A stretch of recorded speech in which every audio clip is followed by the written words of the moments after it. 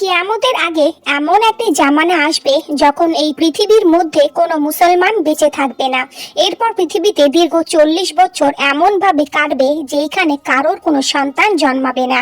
সেই সময় পৃথিবীতে একমাত্র কাফেররাই বেঁচে থাকবে। আল্লাহকে ডাকার মতো তখন আর কেউ থাকবে না। এই কাফেররা তখন নিজের নিজের কাজে ব্যস্ত হয়ে পড়বে এবং হঠাৎ করে একদিন হযরত ইসরাফিল আলাইহিসসালাম আল্লাহ তাআলার হুকুমে সিঙ্গারে ফু দেয়া শুরু করে দিবেন। প্রথম প্রথম এই আওয়াজ এর শব্দ খুবই কম হবে।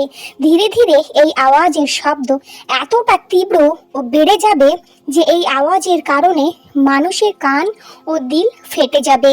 এরপর পুরো মানব জাতি থেকে শুরু করে আসমান, জমিন, পাহাড়, পর্বত, এমনকি ইসরাফিল আলাইহিসসালাম নিজেও ধ্বংস হয়ে যাবেন। তখন পৃথিবীতে আল্লাহ তাআলা ছাড়া আর কেউ বেঁচে থাকবে না। সুবহানাল্লাহ।